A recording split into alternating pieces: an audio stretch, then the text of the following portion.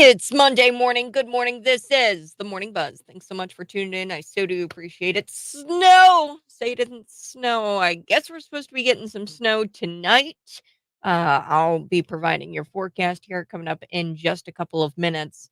I want to run through a couple of stories first, and then we're going to get into the snow. Say it isn't snow. Possible crazy commute on Tuesday morning. So be prepared for that. We got some snow over the weekend. It's pretty much all melted away. Roads are kind of icy this morning. Not super, super icy, but there might be some plows out there salting the roads this morning. So be safe out there. We've got so much to get to this morning, 6:06 a.m. Now, one thing I want to talk about today is this viral video, and it shows a fully automated McDonald's, and this is a glimpse into the future that the left wants. They want this. They they are pushing for it with their minimum wage hikes. So we're going to talk about it. Plus, I do want to get to a local story. The McLean County clerk, she blasts, that's Kathy Michael. She's blasting the finance committee. Now, I don't know a whole lot. I'm going to tell you what I know. And then eventually I'm going to sit down with Kathy Michael and Bill Friedrich of the finance committee, hopefully. And I would like to talk to both of them and try to see what's going on here because there is some infighting going on. There's some conflict. So the county clerk blasting the finance committee, and she's demanding more secure elections. So we're going to get into that, Kathy Michael, some news about her, and then a little bit later we'll check in with reporter William J. Kelly. He's going to be talking with us about some Chicago stories and how crazy they are, and we're going to check in with him on Monday, or we check in with him on Mondays at about 6:30. So much to get to. Let's get into it. The left, they've been looking to destroy fast food jobs. And I saw this video walking in this morning, and I was like, you know what? I'm going to talk about it because nothing peeves me off more than the minimum wage hikes because I see it happening more and more. The minimum wage hikes, they kill jobs across the board. And Democrats have been focused on killing fast food jobs specifically. Now, conservatives, we've been warning people, you, me, we've all been warning people about this supporting Fight for 15, the hashtag Fight for 15. And just recently, the Illinois General Assembly, they passed some minimum wage hikes. I think it goes up to $14 an hour this year. And then by 2025, it's supposed to be $15 an hour. So the minimum wage hike, the hike, it kills jobs, and we've been warning about this. We've been warning that, hey, if your job, these fast food jobs specifically, if they hike up minimum wage, you are going to get replaced by robots. So this viral video shows McDonald's has already been starting to do that. Now I'm going to play this for you. And if you are a fast food worker, or maybe your kid is a fast food worker, just keep in mind that this could be you. You could be replaced by a robot. And people are like, Kat, don't you want people to have money? Yes, I want people to have money. I want people to have money. Yes, I think it's really hard to live on $15 an hour. However, that's because of inflation and Democrats spending things on like social programs and things like that that don't make any sense, and or sending money to Ukraine, sending all kinds of money overseas to people who don't care about us, and we're wasting it, and that's causing inflation, the overspending. And you talk to your parents, you talk to your grandparents, and they talk about how they got their house for like 2 berries and a nickel. Okay. The reason why we're seeing this hyperinflation is because the overspending that's been going on in Congress, and with these massive spending packages. Now, here we go. I want to play this. It's a viral video. Let's take a listen. What's up, guys? This is McDonald's first automated restaurant with no workers, and I'm going to show you how it works. So when you walk in, there's no one working at the counter, and you order whatever you want on the screen. Sometimes they have these robots going around bringing your food to you, and if you want to go through the drive-thru, you just order ahead online. then just pull up to this special lane in the drive-thru, and this is how they deliver the food to you. So what do you guys think? Do you like this new system or no? What's up, guys? This is McDonald's first. See, conservatives, we've been warning about this. We've been warning people, hey, you're going to get replaced by a computer. So this video, this viral video where it like comes out of a conveyor belt and, the drive-through, there's no people. There's no people working at this McDonald's. And this video is actually from last year, but it's making another turnaround on the internet because that's what viral videos do. But McDonald's, that was a restaurant in Fort Worth. And it was a suburb of Fort Worth, and I swear this is the name of it. It's called White Settlement, Texas. But yes, that's here in the USA.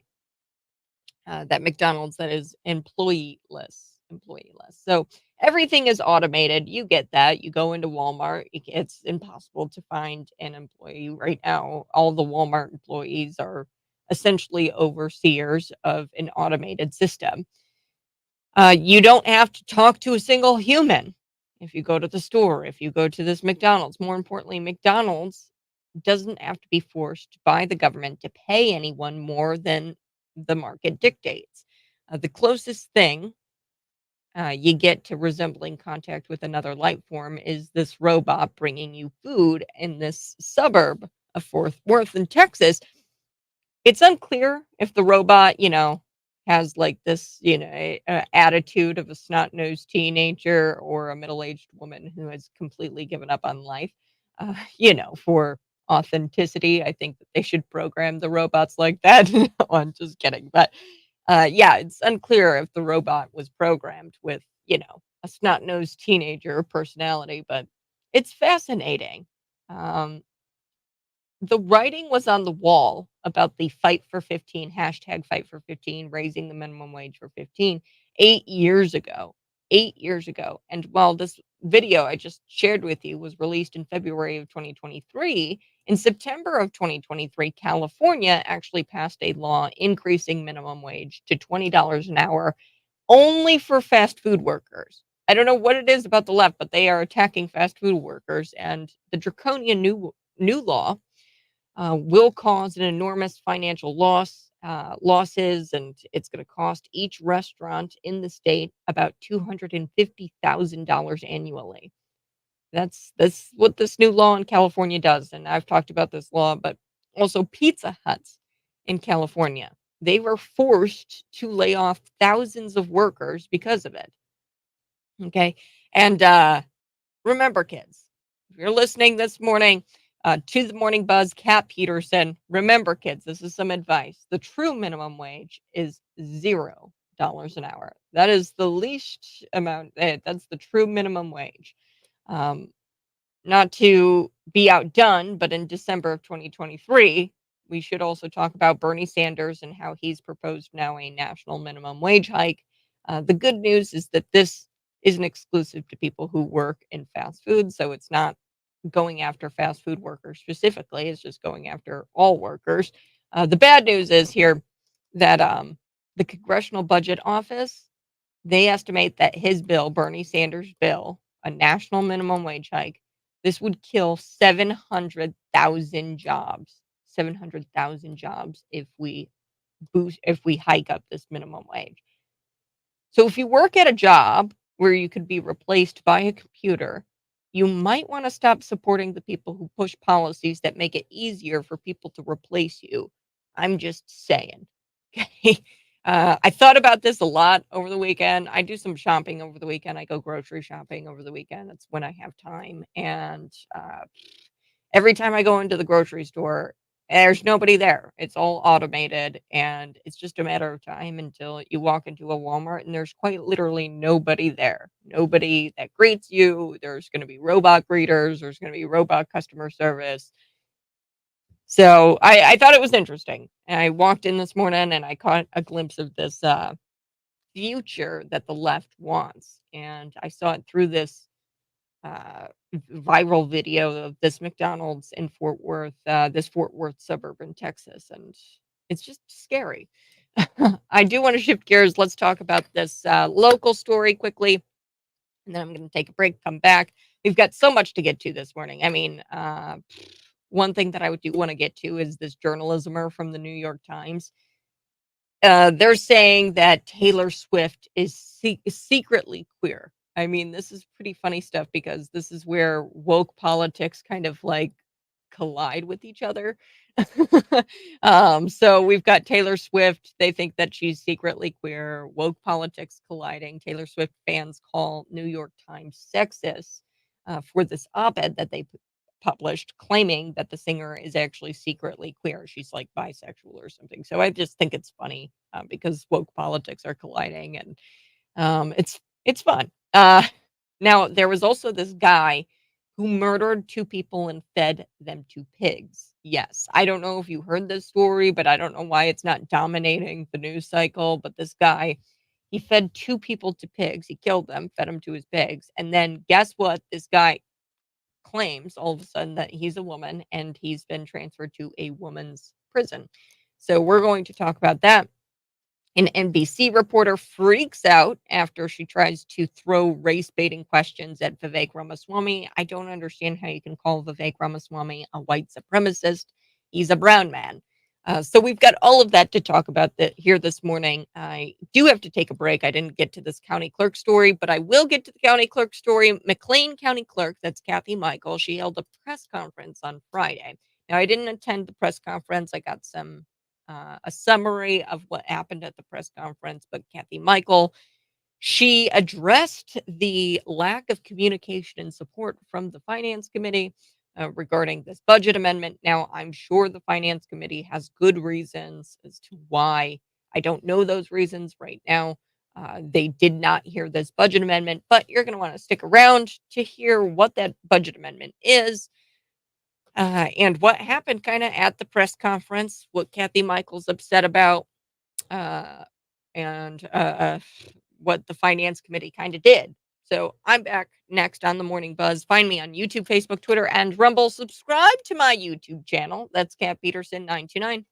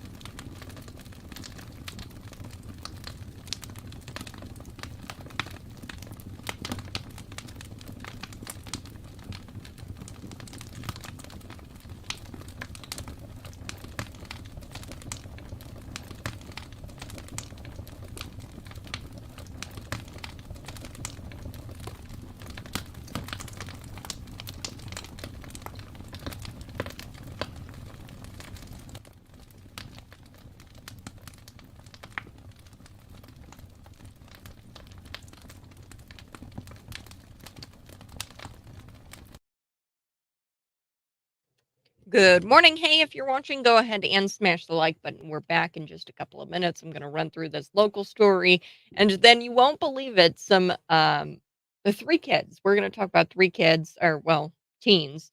There was a donut spinning driver, two passengers, all three of them. They were posing with guns while the Chicago police watched via a surveillance camera. I think that this is a crazy story, and it speaks to pretrial release. These kids are obviously, I think they're dangerous with what they were doing. They were messing around, and these kids were released in Chicago. So we're going to talk about that hopefully with William J. Kelly, a reporter out of Chicago. That's next on the buzz.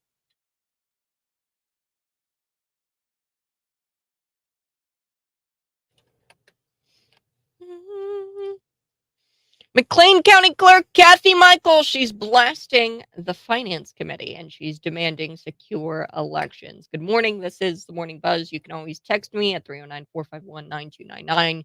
Now, this is kind of a crazy story. It's about three men from Aurora, and they're facing felony gun charges after the three were allegedly seen posing for pictures with two firearms and doing donuts on a Chicago boat ramp. So two of them were actually released from custody the next day. It's just wild to me. Criminals, they just get all these free passes. That pretrial release. I mean, it's just like, what? This is no cash bail, and we're going to let these kids go. We have no idea who they are, and if they're going to do something crazy. But the other one spent a week in jail before finally the judge released him as well for pretrial release, no cash bail. So we've got three Aurora men facing these felony gun charges, and they ran from the cops. This is a crazy story that I'm going to hold on to, so that way when we have William J. Kelly on, he can talk about this, and hopefully he's heard of this story. This is when I saw this, I was like, wow. They let all three of them go. Now there was one that they didn't let go for a week because they were worried that he was a flight risk. But they finally released him. A different judge released him. So we're going to talk about it. The Chicago Police Department just watched on the surveillance cam. These kids caused complete havoc. When I say kids, they're 18, 19, or no, 19, 20 years old. So we're going to chat a little bit about that. But first, Kathy Michael. So there was a press conference on Friday. I didn't attend. So I have some summary of what the press conference was all about. But let's do some background before leading up to this press conference. Kathy Michael, she wanted to, quote, address the lack of communication and support from the Finance Committee. So the Finance Committee, and this is all regarding a budget amendment. Okay, so the Finance Committee did not hear this budget amendment. They didn't debate this budget amendment. Now, Chuck Erickson, the county board member, did file a motion to bring this up to debate, but you need two people on the Finance Committee to bring it up for debate to vote. Yes, let's talk about it. So, according to an email sent to the McLean County board members, Kathy Michael, she requested assistance from the McLean County Sheriff Matt Lane for election security at the Eastland Mall during the early voting period. Now, I don't know what the early voting period is. We're in like election season now, so buckle up. Things are going to get crazy. No, but it's early voting period at the Eastland Mall. You can go vote early. Apparently, according to the email, so she sent this email to all the McLean County board members. According to the email, Sheriff Matt Lane, he agreed to enter into some sort of agreement to provide security while the polls are open at that location. But the question in my head, and I'm going to sit down with Kathy Michael, and I am also going to sit down with Bill Friedrich, hopefully, or members of the Finance Committee to try to get the story here and what's going on. But my main question here is, is that allowed? Can the county clerk go and make an agreement with the sheriff? And this is a monetary agreement with the sheriff without first getting it approved by the board. Can she go and make this agreement? Um, so let's get into what that agreement actually is. So First, I think it's important to note that in October of 2022, the mall was actually broken into. Now, at that time, Kathy Michael told us that the election equipment in that area was not broken into, that the election equipment was okay. And it was just the other stores that I'm assuming kids or, these criminals, they vandalized, they broke the windows. It's truly tragic. I don't know why this Eastland Mall continues to be a thing because really it's just a place for uh, teens. And if you don't believe me, just go there. It's just a place for teens to get into trouble. Um, it's really sad that that's where we're at, but it's just American society and malls, and it's just not what it used to be. We used to go to the mall and we used to have fun and grab a pretzel, but right now it's just a place for kids to hang out and get into a bunch of trouble. So anyway, back in 2022, the mall was vandalized. There was windows smashed, and while the early voting was going on at the mall. Okay, so at the time we asked Kathy Michael, "Hey, was the election equipment compromised?" And she said, "No, the election equipment was not broken into." Okay, now let's get back to the email here. So she sends this email to all the McLean County board members. Um, she has requested assistance from the McLean County Sheriff Matt Lane, for election security at the Eastland Mall for this year. Okay, so from the email, it says the only exception to this coverage would be if that deputy was called out to assist in an emergency, would be called out to assist in an emergency if an emergency would arise. So it would be like coverage, security coverage of this election area or of this poll location. Um, but if a deputy had to go assist with an emergency, he could go uh, assist in that emergency, but the deputy would have to return to Eastland Mall as soon as possible, and the clerk's office would not be charged for any time that the deputy was away from Eastland Mall. So we're looking at a lot of time, or a lot of hours covered. So according to the email, the county clerk, Kathy Michael, said that we're looking at about 285 hours. Now, I don't know about you, but that sounds like a lot to me of coverage. So, of security, a deputy being there for 285 hours at a rate that would be 87.50 per hour. It's a lot of money. This money would be transferred from the clerk's budget to the sheriff's budget to cover the payroll costs. So they're taking it out of the clerk's budget, putting it into the sheriff's budget to cover that payroll costs. This is the goal of Kathy Michael. She wants this to happen. This is what the email reads that she sent to county board members. The total cost should not exceed $25,000. Now, we fast forward to the finance committee. The finance committee had their meeting and they did not approve this budget amendment. They did not even debate it. The amendment came up on the agenda, and there needs to be 2 votes in order for them to bring it up and to debate it and to talk about it. Chuck Erickson was the only vote. The agenda item did not get 2 votes. So, in a press release, Michael said that I understand Bill Friedrich, had questions, but he certainly did not reach out to the clerk's office for answers. So, it seems to me that there might be some reasons behind why the finance committee did not want to discuss this budget amendment. I don't know what those reasons are. I have to talk to members of the finance committee, but she's not happy. Kathy Michael is not happy about them not coming to her and asking their questions to her. So here's a bit of the summary from the press conference sent to me by Kathy Michael. She goes, I didn't want to have this press conference, but following this week's finance committee meeting and other discussions with administration over the last 2 years regarding security concerns, I felt an obligation to do so. So that's why she held this press conference to really address the lack of communication. Um, and she wanted a lack of communication and support from the finance committee over this budget amendment. Um, so this is in all bold. So Kathy Michael sends this in all bold. No member of the finance committee came to me with questions about this agenda item. Several of them did, however, go to others not involved in elections for advice. So yeah, there's obviously a reason why these members of the finance committee did not call this budget item or did not call this budget amendment up for debate. But we'll have to see. We reached out to William Friedrich for comment. We're going to talk with Kathy Michael. Now, Michael, she released this press release, and she also said that she, at the press conference, addressed how the county's ARPA cash is allocated. So she says, I asked for this information of the breakdown 2 months ago and never received a reply. I didn't think it would have to come to us filing a FOIA. We, the clerk's office, will do so. And regardless, I will be addressing the 14,000 or what is, oh wow, that's a lot of money.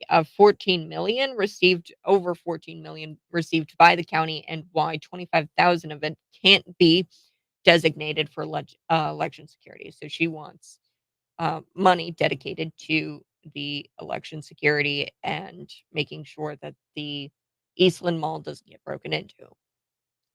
Michael, she said that she was going to address some bullet marks on the Bloomington Election Commission's windows, and she was going to provide photos. So apparently, the Bloomington Election Commission, their windows there at their operation had some bullet marks, allegedly. And she said, this is the crazy part, that she's going to ask for legal advice in determining our next step to continue this shocking fight we must have to secure our elections. So there is some strife, there's some conflict between the finance committee, county board members, and the clerk's office. She obviously wants some more things for election security. For some reason, they did not even debate that budget amendment item. So that's all I know. I will be talking about more of it as I learn more. If you've got tips, text them to 309-451-9299. We are going to be back, hopefully talking with William J. Kelly, Chicago reporter, about this donut spinning driver in Chicago and the two passengers who posed like for pictures with these big guns. And these guys are released from custody the next day. And the other one was released a week later. The judge finally released him. I mean, I hate it. The left, they're like, guns, scary guns, take them all away. And we need to get these weapons of war off of our streets. But yet we release the guys who pose with pictures with these weapons of war. And we've released them the next day because of your no cash bail crap. So I'm back next.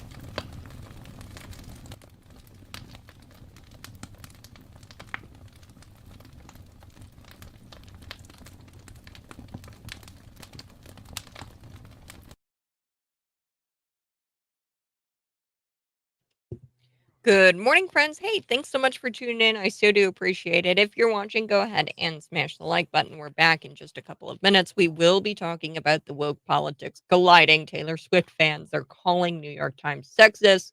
Find out why in just about 15 minutes. Get into some of your comments here. Wouldn't that end up reducing access and convenience?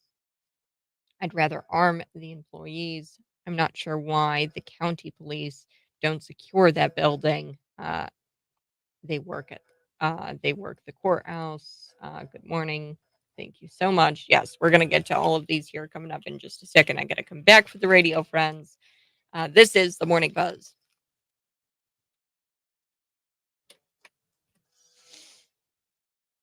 Well, they went out for like a little joyride. That's three men from Aurora, and they're facing felony gun charges. And they were allegedly seen posing and taking some pictures with two firearms that are, banned here in the state of Illinois.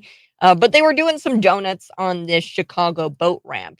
And of the three, two of them were released from custody the next day and the other one spent about a week in jail before finally being released. So the Chicago Police Department, they were checking out this surveillance camera footage, and they were watching this live on the Richard J. Daley boat ramp. Apparently, this is a spot that is popular with stunt drivers doing, burnouts and spin donuts on the ramp. Okay. They're like 19, two 20-year-olds and two 19-year-olds and a 20-year-old, okay? So that's these guys, and they were, being monitored on video by police, multiple vehicles, including a black Infiniti, spinning in circles on the boat ramps. Three men who were in the car were also seen posing with a pair of guns that had large, distinctive ammunition magazines. So they were probably banned by the so-called assault weapons ban, and they were posing with these. And then get this, it gets crazy. The 19-year-old, the driver of the car, he saw the cops because the cops eventually, after, watching this all unfold on surveillance, they were like, okay, let's go get him because they're taking pictures with this high capacity magazine. It's against the law. They said they went and this 19-year-old, he saw the cops, his eyes widened, his jaw dropped, and then he threw it into gear, and then he tried to drive off in reverse. He drifted to the side, accelerated onto a gravel road, hit the ramp, flew onto nearby railroad tracks. Just he tried to get away. He tried to drive away. His car wound up straddling the tracks, but the Infinity of the car was severely damaged, and the two passengers, they were arrested with the driver. Now the two passengers, they were able to, they had a, I guess, and I gotta say this, the police found two handguns lying on some gravel about 15 feet away from where the Affinity had stopped on the railroad. One gun had a loaded clear 31 round ammunition magazine attached to it. So um, the railroad officials had also said that the Infinity stalled a bunch of trains. About three trains were delayed an hour because the car was stalled out on the track or on the tracks. Now, all three men, they were charged with two counts of aggravated unlawful use of a weapon. Bella was charged with attempting to elude and reckless driving. So there was a judge that said, "Hey, you know what, Bello, he is a flight risk and he's a public safety threat. We're going to keep him here." So then a week later or so, a different judge, after his defense attorney filed for motion to reconsider his pre-trial release, the motion said that, hey, because Bello lives in Kane County, he wasn't eligible to participate in the Cook County electronic monitoring program. So that's why the judge said, no, we're not going to release you. You're a flight risk. But he's going to be staying with an uncle. And the defense attorney got it to where he got released. So all three of them, these 19-year-olds and a 20-year-old, they are out. They're out. Pretrial release. They're out. And yeah, I mean, this is a crazy story. And what bothers me about this the gun grabbers, they'll sit there and they'll say, "We need to get these weapons of war off the street." And then they throw these criminals, these guys with these 2 felony gun charges, back out onto the street in this pretrial release program, the no cash bail thing. And it's just like, this is a recipe for disaster. We have William J. Kelly, a Chicago reporter, joining me now.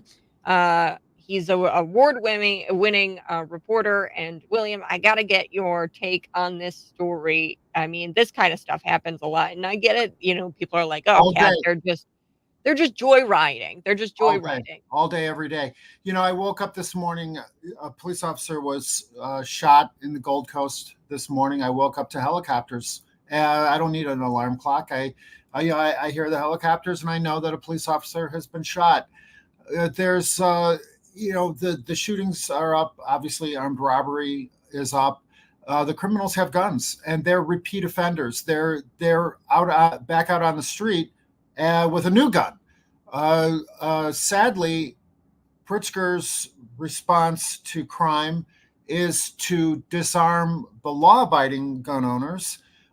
Johnson's response to crime is one word: reparations.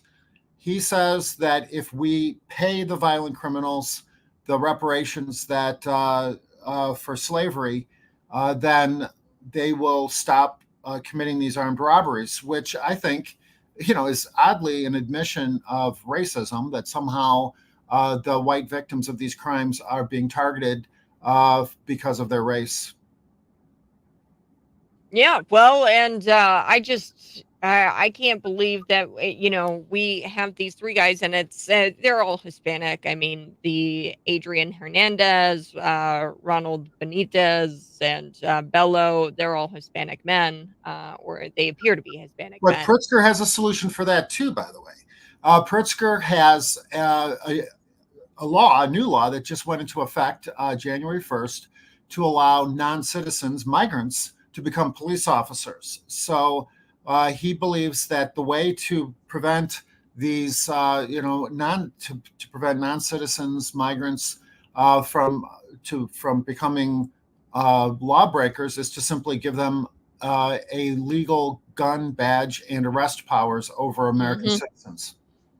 It's truly despicable. Now, a couple of topics that I want to run through with you today. Police officer recruitment is down, and Yes. you kind of brought up the migrant thing. A lot of people, I know Dennis Tipsworth is actually a Republican. He's in my district, the 105th district, which is just crazy to me that he co-sponsored this bill to make it to where illegal immigrants would be able to become police officers. And, a lot of Republicans even are like, well, the police recruitment numbers are down. This is the only way we can really fill those roles. Your thoughts there? Well, there is kind of an issue with the non-citizens becoming police officers, and that is that there are a number of crimes are being committed by non-citizens, migrants. As you know, every single day there's a new mugshot of not 1, not 2, not 12, but 20 plus migrants that have been involved in various crimes, from shooting, stabbing to to just simple shoplifting. Typically, this has been a deterrent or prohibiting factor in allowing someone to become a police officer. But there's a new headline that migrants who have been arrested are gaining new identities almost as quickly as they are arrested for one crime. They are being issued new identities. I don't know how many identities you have, Kat. I have one that I'm relatively, that I've worked very hard to be proud of in my life, but apparently migrants, they have a superpower, multiple identities. They have multiple identities. That's Yes. their superpower, and they get Superpower. I have to say, Darwin, I guess, would be proud. Darwin said that, people always quote survival of the fittest, but they don't really know what he meant by that. He meant the ability to change, to adapt to new circumstances. American citizens, they have one identity. American citizens, they possess guns legally. Mm, Migrants apparently have the ability to adapt to multiple identities. mm. Yeah, they sure do. And the crime is up. The 911 calls are going Right. unanswered, and Exactly. I want to get to that as well here on the Morning Buzz. Uh, Imagine you are the victim. There's a violent crime. Somebody's kicking in your door. You have voluntarily, restricted your gun rights, your Second Amendment rights, God-given rights, and you call 911 and they don't answer, and they maybe not show up in an hour or two. This is what these various our leaders, I, as a reporter, obviously, I'm just reporting fact right now. Okay. But as a citizen, it's very alarming. You can't help but every single time a loved one, anyone that you care about, um, a friend, a neighbor, anyone that you care about, walks out the door to go to a school or a church or a grocery store, you can't help but wonder if they will come back alive. in Chicago. Well, in Chicago, here's the funny part. As a lifelong Chicagoan, lifelong Illinoisan, obviously, I, I've always felt that it was a little disconcerting that my friends, that around the state would simply say, Chicago gets what it deserves. Chicago gets what it deserves. Chicago gets what it deserves. And I would typically say to them, if you tolerate this in Chicago, if you allow this or encourage or even like laugh at this in Chicago, eventually it's going to be on your doorstep. And the headlines that I'm seeing now is that not only are criminals in the suburbs committing the exact same crimes that they've been committing in Chicago for decades, now apparently busloads of migrants are being delivered to the suburbs. The former Republican county of DuPage, for example, where here's a weird one for you. There was a mayor of a town, West. I got it. Don't worry. Don't worry, Kat. I've got this. Western Springs, the hinterlands. When I was a little kid on the south side of Chicago, I would hear about places like Western Springs. And I just imagined, some kind of like a Disneyland of princes and princesses. Well, the mayor of Western Springs, this is a good one. She had one of those signs on her front doorstep, allegedly, according to the news reports, that said, "Everyone is welcome. Everything is love. Black Lives Matter. We love science." And no sooner did the migrants' buses start rolling up to her front doorstep, she took the sign down and told them that they had to go to Chicago. Wow, that actually happened. Oh, That's yeah, incredible. totally Well, happened. and I interviewed a Grundy County board. He's on the Grundy County board, and he's running for the Senate District 53. And he told me about some legislation he recently passed or got passed where uh, he made Grundy County a non-sanctuary county. So I think that there's this rise. You see the troubling, leftist, this mayor, how she put that sign up, but there's also signs in counties like Grundy County where they're saying, "Hey, keep going, go to Chicago. You're not welcome here. Do not stop." And then there's How people who about are go back to Venezuela? go back to Venezuela. I Go know, I back to know. Chicago. I mean, here's the funny part.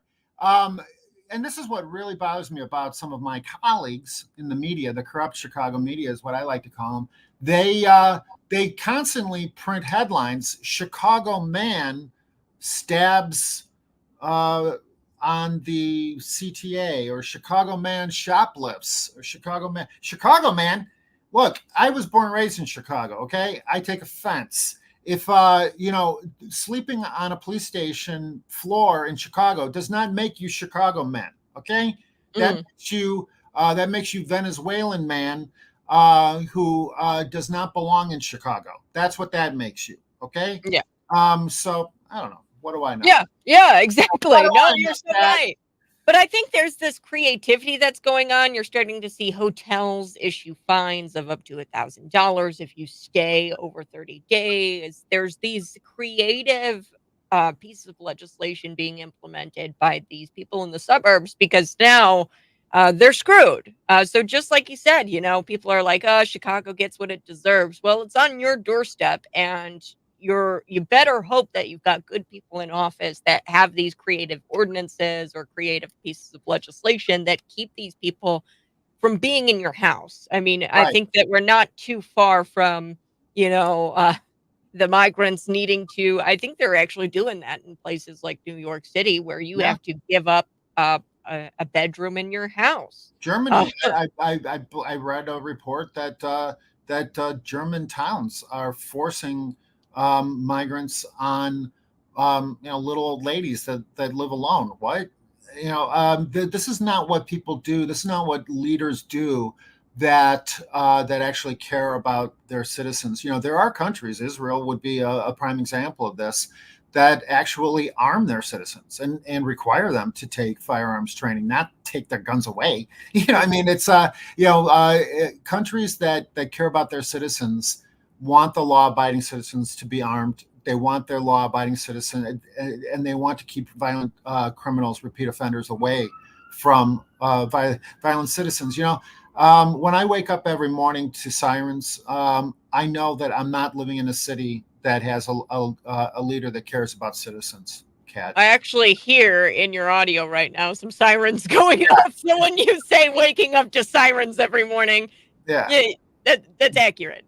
I Yeah. actually heard it. I was like, "Oh, there's some sirens going off there in Chicago." But we've got to take a break. Veteran Chicago reporter William J. Kelly. It's reporterwilliamjkelly.com. Go subscribe today. He's the host of the Chicago Files. So thanks so much, William, for joining me. God bless you, Cat. God bless. All right, folks, we're back in the 7 o'clock hour. Join me on the other side.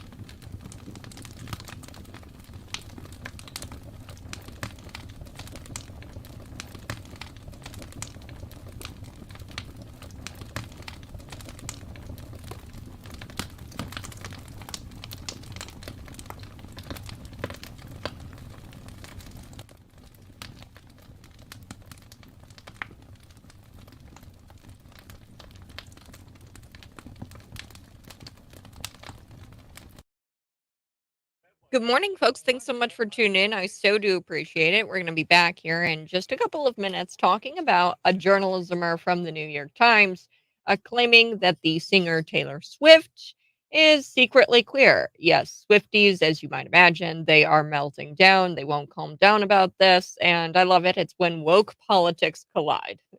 So it's kind of interesting looking at this from a conservative perspective. I think it's all just silliness. But uh, we're going to chat about that. A man who murdered two people, fed them to pigs.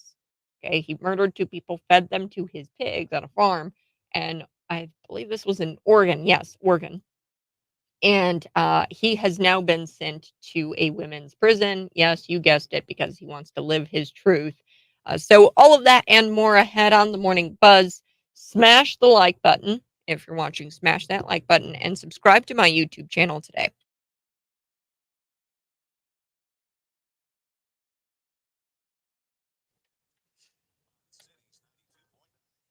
Mm. Good morning. This is the Morning Buzz. Yes, 3 to 5 inches tonight. So your morning commute tomorrow is possibly going to get a little crazy. So stay tuned for your forecast here on Cities 92.9. We've got to talk about this journalismer from the New York Times claiming that the singer Taylor Swift is secretly queer. Yes, Swifties, as you can imagine, are melting down. They won't calm down about this. I love it because woke politics. I love when woke politics kind of collide with each other. So the left is eating the left here. The wokies are eating the wokies. Woke politics. Taylor Swift fans are calling New York Times sexist because of this op-ed that they wrote claiming that she actually is secretly queer. So we're going to chat a little bit about that. Plus, a man who murdered two people. Then he fed them to pigs. Murdered two people, fed them to pigs. This guy is getting preferential treatment. He is being housed in a woman's prison because now he wants to live his truth as a woman. So we're going to chat about that here coming up on the Morning Buzz. Also, NBC reporter freaking out after she tries to throw these race baiting questions at Vivek Ramaswamy. It was a terrific takedown by Vivek Ramaswamy. He's on a roll. He took down a WAPO reporter. Now he's taking down an NBC reporter. Vivek is on a roll. So we're going to chat all about that here on The Buzz. Find me on YouTube, Facebook, Twitter, and Rumble. Subscribe to my YouTube channel. That's Kat Peterson 929. Now, this content creator for the New York Times, she's claiming, she is claiming that Taylor Swift is secretly queer. Okay, so this is what the content creator wrote in this op-ed. Swifties, as you can imagine, are melting down. I can hear popping across. I can just hear their heads. They're losing their minds. Now, the piece is titled, "Look What You Made Taylor Swift Do." A journalismer claimed that Swift has been dropping clues in her songs. While on the surface, it might appear that Taylor Swift is actually straight, she's hiding the fact that she's secretly bi, at the very least, secretly bi. So, quoting from the op-ed here in the New York Times, it says, "Those dropped hairpins." So these hints began to appear in Miss Swift's artistry long before queer identity was undeniably marketable in mainstream America. They suggest to queer people that she is one of us. So these hints um, that she drops in her songs show that she's queer. I don't know. This is just woke politics and it's colliding.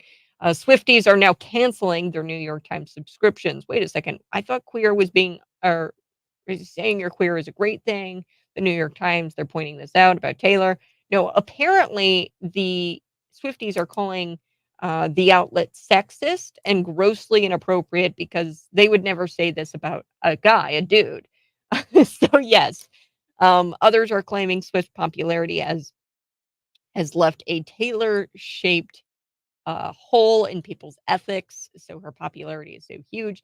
Here's CNN's Oliver Darcy speaking with CNN. And Oliver Darcy. I mean, critics, not me, of course. I would never say this about Oliver Darcy, but critics say he looks like a possum that crawled out of the rear end of a dead cow.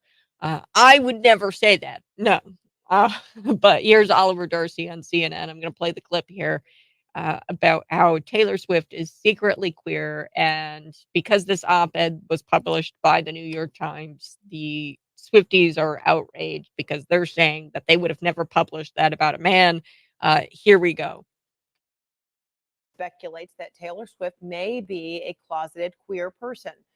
And in the piece, editor Anna Marks points to possible LGBTQIA plus references in Taylor Swift's songs and performances as a signal of queerness. However, Swift has said in the past that she does not identify with that community. Some have found it unusual that the New York Times would publish such an article. CNN's Oliver Darcy joins us live with more details on this. Oliver, I mean, how unusual is it for the New York Times to publish this piece? I mean, it's something that you wrote about in analyzing why the New York Times went here. It's very unusual. I mean, you do not see major news organizations like the New York Times publishing lengthy, this was a 5,000 word opinion piece questioning the sexuality of someone. Nevertheless, the sexuality of someone like Taylor Swift, a prominent, obviously, culture force. But that's what they did this week. They published the story in the opinion section questioning her sexuality, even though Taylor Swift in the past has come out and said that she is a straight ally of the LGBTQ community, that she's just trying to show support as they've come under attack in recent years. And so that's what's led to a lot of criticism of the New York Times, including from some of the singer's associates. I've learned that they are not pleased, to say the least, with the New York Times. One of the associates telling me, quote, because of her massive success, in this moment, there is a Taylor Swift-shaped hole in people's ethics. This article wouldn't have been allowed to be written about Shawn Mendes or any male artist whose sexuality has been questioned by fans. There seems to be no boundary some journalists won't cross when writing about Taylor, regardless of how invasive, untrue, and inappropriate it is, all under the protective veil of an opinion piece. That's from one of the people close to the situation over in Taylor Swift's camp. Now, the New York Times is not commenting. They're not directly responding. So this is just woke people getting mad. Like, it's woke politics colliding. And Barstool's Kelly Keegs, who, contrary to what you may have heard, is America's actual first ever Taylor Swift journalist, says that the op-ed comes from an online conspiracy theory. So this is what Barstool Kelly Keegs says. She says this. This person, not an author in my eyes, Anna Marks, who wrote the opinion piece in the New York Times, has spent so much time on TikTok and back channels of X and generally trying to will a bisexual pop star into existence that she felt absolutely nothing wrong with throwing fuel into a psychotic fire and attempting to reignite complete disillusions, or complete delusions, and encourage us all to see things her way. So, yeah, I mean, the left is eating the left.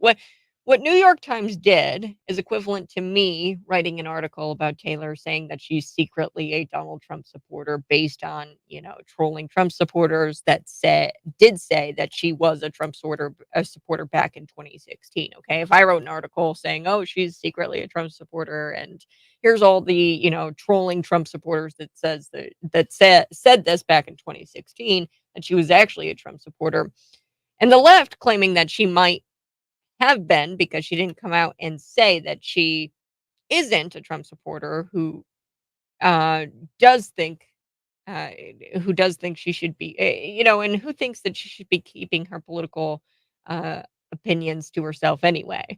So at the time in 2016, she kept her political opinions kind of to herself, and the left was kind of saying, "Oh, maybe she's a Donald Trump supporter" back in 2016. And of course, the Trump supporters said, "Oh yeah, Taylor's a Trump supporter," blah blah blah.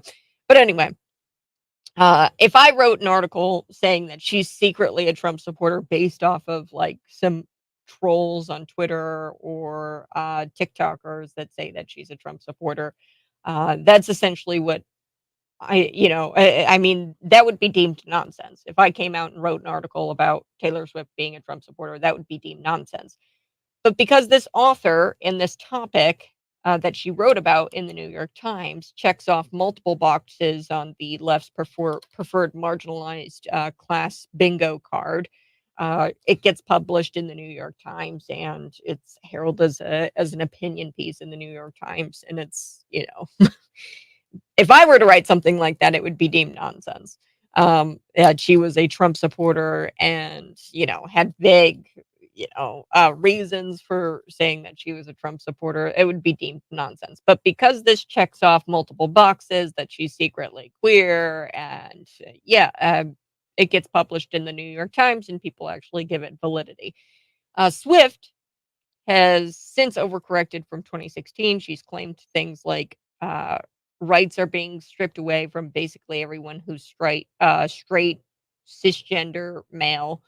And however, lately Taylor seems more content with making billions of dollars. So in 2016, she claimed things like, rights are being stripped away. And she said that the white sister or cisgender male is the enemy, blah, blah, blah.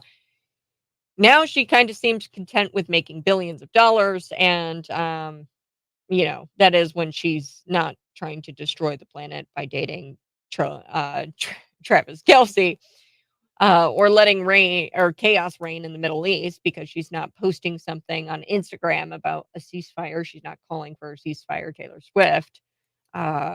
She seems perfectly content making her billion. I don't like Taylor Swift at all. I enjoyed some of her music at one point in time, but I just think that she is a terrible role model for young women. And I just think this is hilarious. You've got woke politics colliding, and oh, she's secretly bi, she's secretly gay, and they're like, you can't say that. That's sexist. You wouldn't say that about Shawn Mendes or a male artist.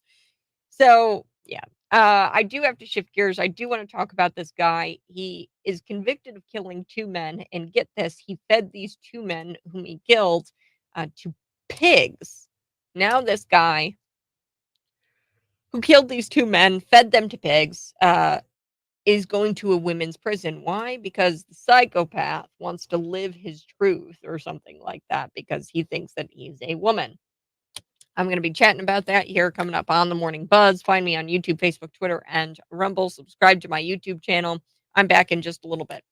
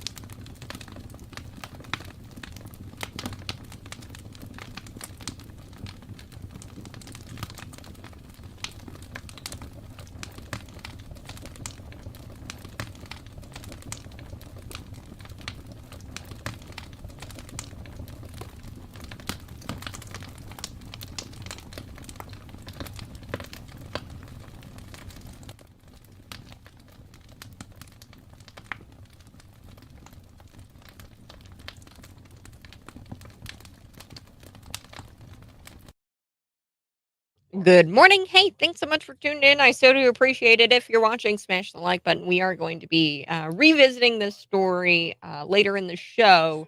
McLean County Clerk Kathy Michael, she planned to address the lack of communication and support from the Finance Committee. She held a press conference. I did not attend the press conference. However, I do have a summary of the press conference. And really, what it's all about is this budget amendment. The budget amendment where Kathy Michael had requested assistance from the McLean County Clerk, Sheriff Matt Lane, for election security at the Eastland Mall in 2022. That mall was broken into when the election equipment was there. At the time, we asked Michael, hey, was the election equipment ever broken into? Was it compromised? She said no. Our election equipment area was not broken into. That's what she said back in 2022. Now, from the email, she kind of lays out a plan. Now, I don't know if the clerk can do this. This would be something that I have to ask Kathy Michael. It's kind of new, kind of fresh. This happened on Friday.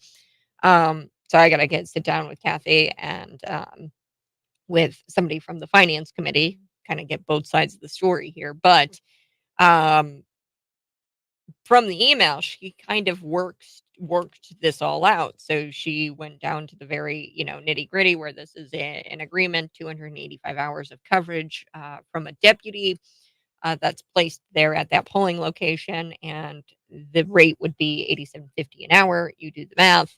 Now it does say in this that the clerk's budget would transfer that money over to the sheriff's budget to cover the payroll costs. So it would come out of the clerk's budget.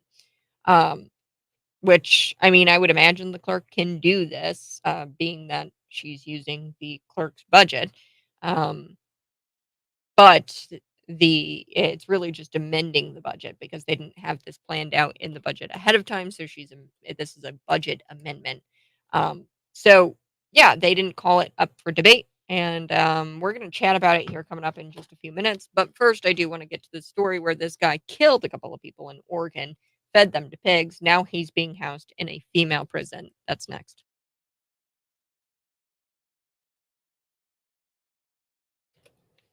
Find me on YouTube, Facebook, Twitter, and Rumble. We will revisit that story because I've got some questions about it. Like I said, folks, I don't have all of the details yet, but I plan on sitting down with Kathy Michael and some members of the Finance Committee. But there's some conflict, there's some strife. The Kathy Michael, the county clerk, she blasted really the finance committee. And here is a text. Kathy Michael has legitimate questions, and anytime I hear a FOIA request has been filed, well, I don't like that. I trust Chuck's judgment and that he called it for a motion, this budget amendment to be debated, and something just is passing the smell test for me. Yeah, I agree, Jacqueline. Something doesn't smell right to me either. I'm going to sit down with both of them and try to understand the reasons why the finance committee did not call this budget amendment up for debate. You have to have 2 votes. Chuck Erickson was 1 vote in the finance committee meeting, but they did not get a second vote to call this up for debate. Now this all has to deal with election security and the Eastland Mall. If I had it my way, it would only be election day and we wouldn't have anything like early voting at Eastland Mall, and we could completely avoid this. But we live in the state of Illinois and we live in a time where we have election season, not election day anymore. But that's besides the point. We will talk about that here coming up in just a few minutes. But first, I do want to get to this story. A man who was convicted of killing 2 men and feeding them to pigs. He is now going to be sent to a women's prison. In other news, a psychopath fed innocent human beings to literal swine. The judge even said that he valued pigs more than he valued human life. Now he's living with a bunch of women because he wants to live out his truth or something bizarre, a world like that. It's a man who says that he's a woman, and now he's living with a bunch of women because he wants to live out his truth. So, according to Hot Air, in 2012 and 2013, a man named Stephen Buchanan murdered 2 handymen he hired to do some labor around his farm in Oregon. After killing them, he fed their corpses to his pigs. He was eventually discovered and arrested for his crimes. In 2015, he was convicted, with the judge telling him that he was a cold-blooded killer who valued pigs more than he valued human life. Buchanan was sentenced to 50 years in prison. But things reportedly took a turn for the strange. So the killer is no longer Stephen Buchanan. Instead, he goes by Susan Monica. He is a transgender woman now, and Monica is being housed at the Coffee Creek Correctional Facility, a women's prison located in Wilsonsville, Oregon. What? The amount of evil and the abhorrent decision-making process here is infuriating and sickening. This is terrible decision-making. What's wrong with you? Even if gender ideology was true, okay? And it's not, but let's pretend for a second, okay? Even if it's true, who gives a crap when you're talking about a cold-blooded psychopathic killer?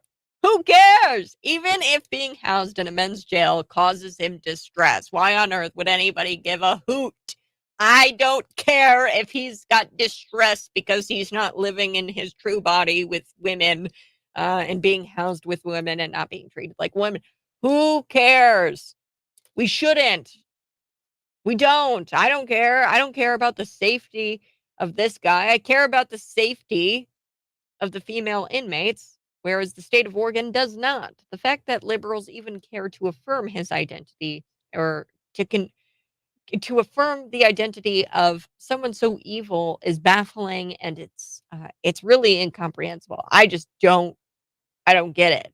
And these are the people who claim conservatives hate women, by the way. Leftists claim you hate women. Oh, please. Come on. We know exactly who despises women, and it's not the side that wants a killer who values pigs more than humans out of a female prison. Okay. We want him out of the female prison. It's not us who hates women. It's you. And not surprising. Maybe the left relates a lot to this guy.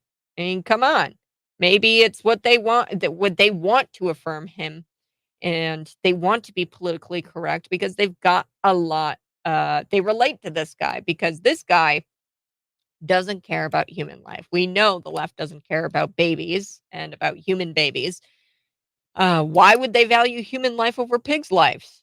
When they clearly loathe the most vulnerable among us, which is human baby life. Okay, whatever the left's justification is, it really doesn't matter. What matters is that they look for justifications to do things like this. And let's just say this: when they do things like this, you are not on the right side of history here. If you are for this guy being housed in a female prison to accommodate to his delusion, you are not on the right side of history. All right, I do want to talk about this story. I'm going to take a quick break, but liberals, they hate it when you speak facts. They just can't stand it. They hate it so much that it's not only, it not only gets them mad when you speak facts, but they have this knee-jerk reaction where they go into a panic that's similar to how a chicken runs around if it were to get its head cut off. They get thrown into a panic.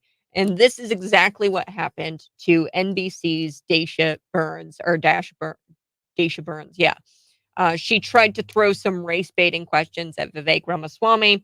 And just a few days ago, we saw Vivek Ramaswamy completely annihilate this WAPO reporter. Now he's annihilating this NBC reporter when she asked him to condemn white supremacy. The WAPO reporter, her name is Meryl Cornfield. That was her name. And she has much lighter skin than Vivek, by the way. Lighter skin, much lighter than Vivek, who has what liberals would call colored skin due to the fact that he's from India. So we're going to chat about Vivek Ramaswamy taking down this NBC reporter. We've got so much more planned on the Morning Buzz. We're also going to give you a forecast update because tonight we're supposed to be getting some snow, and that could affect your commute tomorrow. Text me at 309-451-9299. Smash the like button while you're on the YouTube channel. Subscribe to the YouTube channel. That's Cat Peterson 929.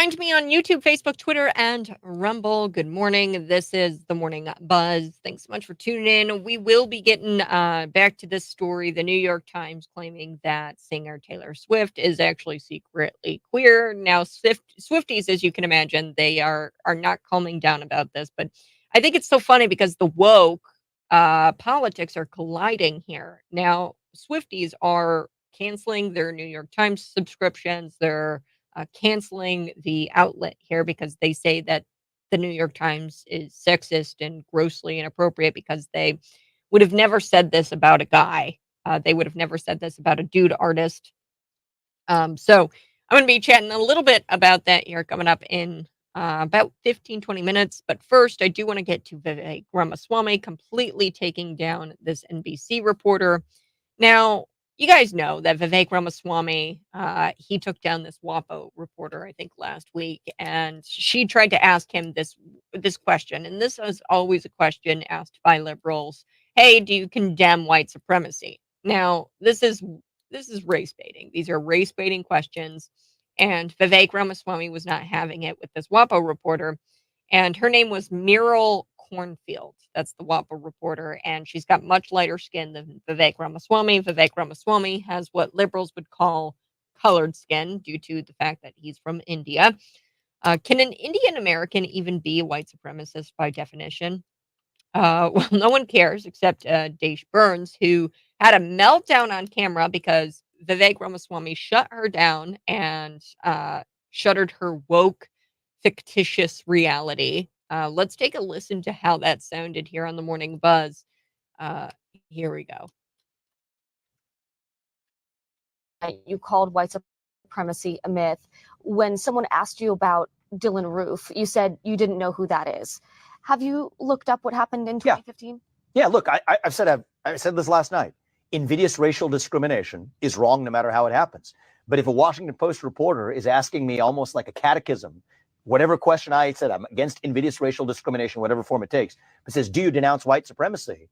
It's incumbent on us for us to define what white supremacy is. I wrote my book, Woke Inc., and I've written about the detailed understanding of what the popular understanding of these terms have come to mean. Do you believe punctuality is a vestige of white supremacy, Dasha? Look, because if you don't, then you have a disagreement about many of the people who are defining those terms, or the written word, or the use, or the nuclear family.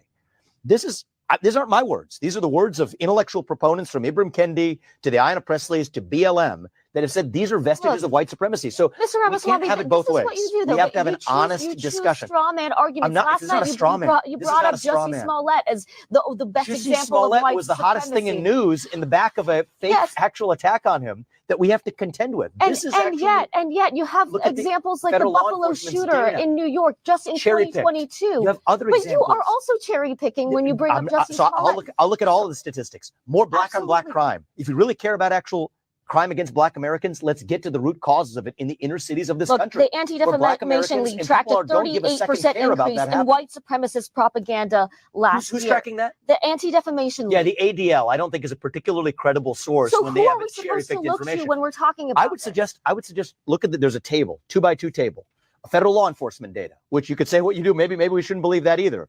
But look at black on Asian crime, black on black crime, the FBI hate crime statistics. That's a law enforcement agency. 59.1% was based on race, ethnicity, and ancestry, saying hate crimes rose 12% between 2020 and 2021. Look at the absolute crimes themselves. What they classify as a hate crime is itself a political judgment. I think that when you actually care about protecting life, if you want to say Black Lives Matter, let's look at where Black lives are actually being lost. It's in the cities at the heart of other Black Americans and criminals that are restrained by the. I love it. I love it. I'm not going to share the entire interview here on the Buzz, but it's unclear, folks, if how long she has actually spent, Daisha here Burns, how long she spent preparing for this interview, but it's probably safe to say a long time.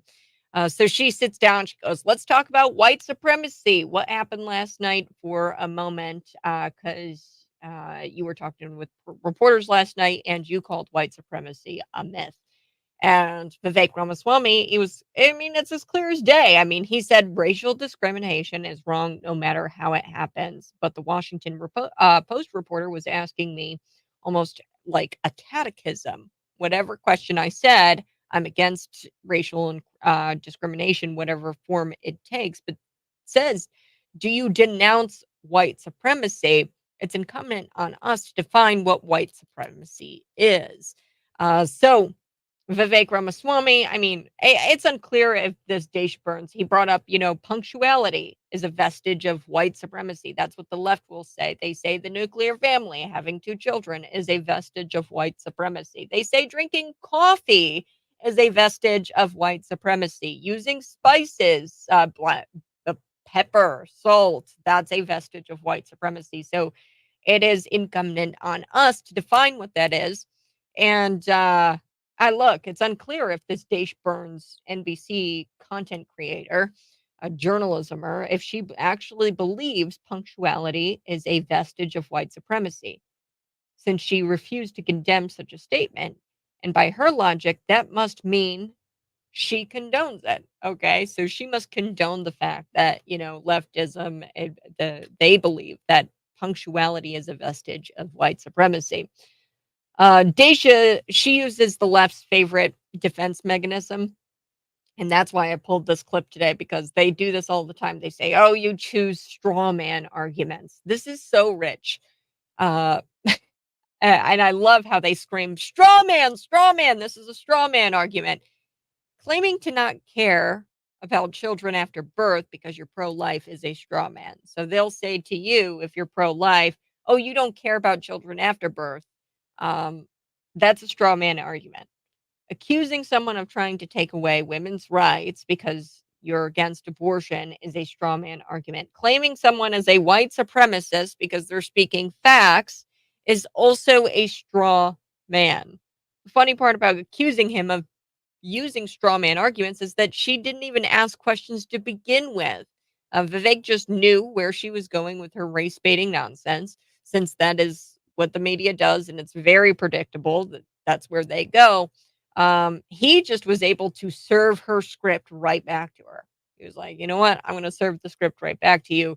We need to define what white supremacy is, because, people are saying, and this isn't my words, but people are saying that, hey, the nuclear family is rooted in white supremacy. The the punctuality is rooted in white supremacy. So we need to define what that really is. The funny, like I said, it's funny that she accuses him of straw man arguments, but that's exactly what the left does. Vivek Ramaswamy, plain as day, he denounced racial discrimination. It is wrong, no matter how it happens. But this isn't good enough for the media.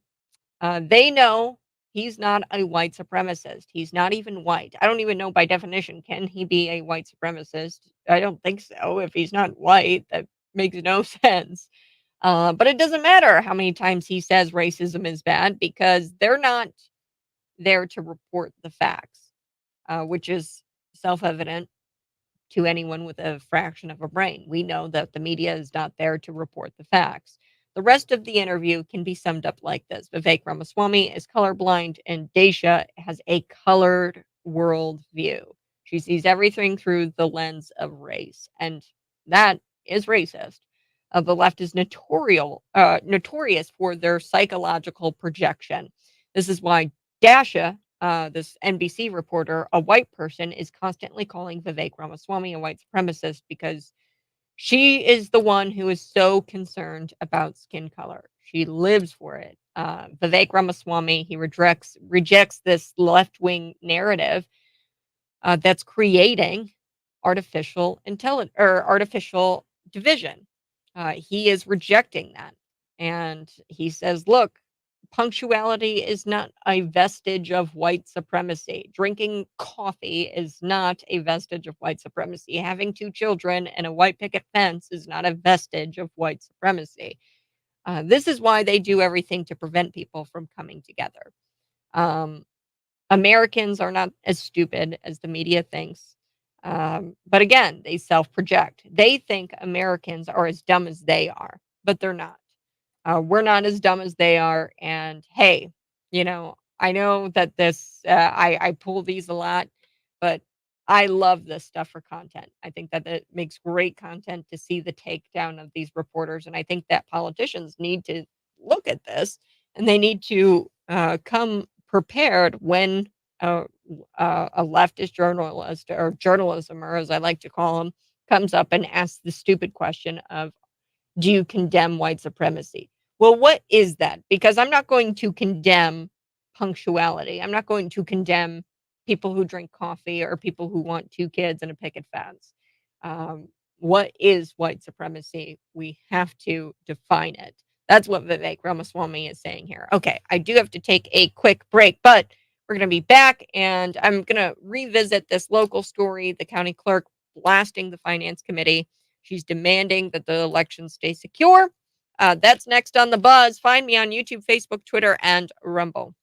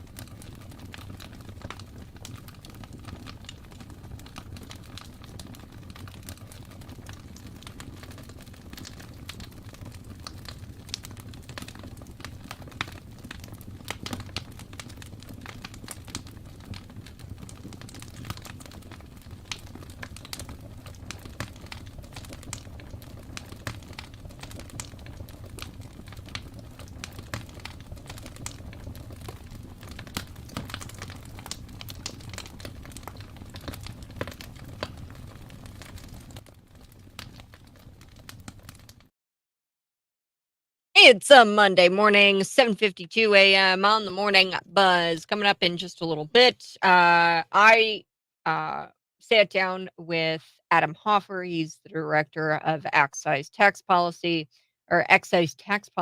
at the Tax Foundation, and he said wireless services prices have actually been dropping. Okay, and this is increased competition, but this price reduction in wireless services, cell phone bills, okay, you're paying less for the services. This hasn't been felt by customers because the taxes keep increasing on these services. So the nonprofit tax foundation found that Illinois residents pay the highest wireless taxes in the country at 33.8% of your total bill. So you look at your bill, you're an Illinois resident, you look at your bill, over a third of your bill is just taxes. Idaho residents, they pay the lowest wireless taxes at 13.7%. So we pay the highest taxes on cell phone plans. And we're going to talk about that here on the Morning Buzz, why that is, and if it's right. So we'll talk about that. But first, I do want to get into McLean County Clerk Kathy Michael. She held a press conference on Friday. Now, it looks like Kathy Michael and Sheriff Matt Lane kind of had a deal worked out to where they were going to, Matt Lane was going to provide a deputy to secure the polling location, Eastland Mall, for the early voting period. So over at Eastland Mall, you can go vote early. And according to this email, Lane actually agreed to enter into this agreement to provide security while the polls are open at that location. Now, in 2022, that polling location was broken into. We talked with Kathy Michael, City's 92.9 at the time. We asked, hey, was your election equipment compromised? She said, no, it wasn't broken into. It was just mainly stores. I would imagine some hooligans got into the mall. I don't know why that mall exists, folks, because it's just a place for teenagers to aggregate and to cause trouble at this point. So anyway, the email that Michael sent to county board members says this: the only exception to the coverage would be if the deputy was called away to assist with an emergency of some kind. Then that deputy would have to go respond to that emergency, but would have to return to Eastland Mall as soon as possible. And the clerk's office would not be charged for any time that the deputy was away from Eastland Mall. So how many hours of coverage do they need at the mall? About 285 hours of coverage at the rate of $87.50 per hour. That's how much the clerk's budget is going to take from its budget and then move it over to the sheriff's budget to cover the payroll costs of having this place secure. So the finance committee, they did not approve this budget amendment. They didn't even really bring it up. So it was on the agenda and it needed 2 votes for it to be put up for debate, to debate it out, to approve it. Now, the agenda item didn't even get 2 votes for it to be debated. Now, the finance committee has the full power to do that. Okay, they're elected officials. They have the ability to not look at this budget amendment. But this really made Kathy Michael upset. This is why she called for a press conference. In the press release, she said that she believes that Chair William Friedrich had questions about the budget amendment, but did not reach out to the clerk's office, but instead went to other places to get those questions answered. So I don't know. Something doesn't smell right with the story. We're going to sit down with Kathy Michael, people from the finance committee, and try to get both sides here. But she said in the press release that she was also going to address the ARPA cash, and how this has been allocated. She has been asking, I guess, from the county, hey, I want a breakdown of how the ARPA money is being spent. And I didn't think that it was going to have to come to us filing a FOIA, but the clerk's office will file FOIA. Regardless, I will be addressing the over $14 million that the county received and why 25,000 of it can't be designated for election security. So as part of this agreement with Sheriff Matt Lane, she wants to use the total cost cannot exceed $25,000 to get this deputy to monitor or to really cover the Eastland Mall while they're doing early voting. See, this whole or early voting thing, why can't we just go back to the days where there was just one election day and there were poll workers and election poll? Like, why can't we just do that? That'd be great. But anyway, this is the crazy part. Okay, you ready?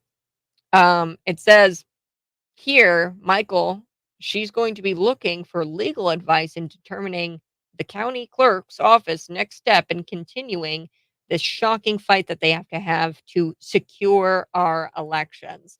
So possibly legal advice. I don't know what that means. And next steps, is this a threat of a lawsuit of some kind? I don't know. I have no idea. I have to sit down with Kathy Michael. But she had a press conference on Friday at about 10 a.m. at the government center. That's all I know, folks. That's all I know. We're going to try to sit down with both parties and get the full scoop here coming up this week. But I'm back next talking about your cell phone bill and how much you pay in taxes for that cell phone bill.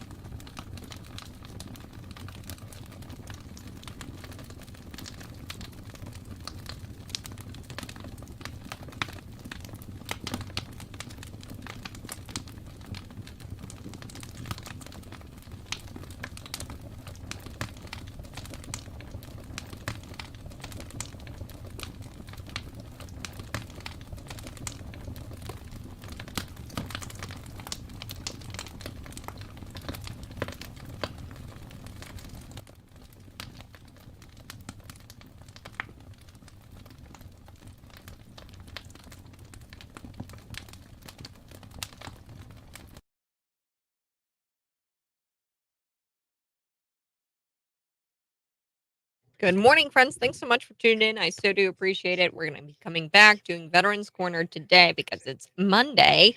And at approximately 8:06 every Monday morning, we visit with Jerry Vogler from the McLean County VA. He's the superintendent there, so we'll chat with him.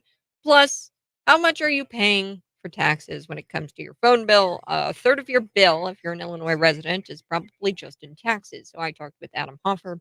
He's from the Tax Foundation. They found that Illinois, we pay the highest taxes when it comes to our wireless services. Now you're probably wondering to yourself, "Wow, that's a lot." Yeah, it's a lot. And these taxes are very, very old. And according to Hoffer, these taxes are supposed to be supporting infrastructure. And this is the thing that I want to kind of point out is that they will tax, tax, tax. And they'll say it goes to great things like social programs or infrastructure. And really, what it's doing, it's going to pay Becky, who gets this nice, comfy administrative role. And that's how it goes here in the state of Illinois. So we're going to unpack it here on the Morning Buzz. First, McLean County Superintendent of the VA, Jerry Vogler, joins me next.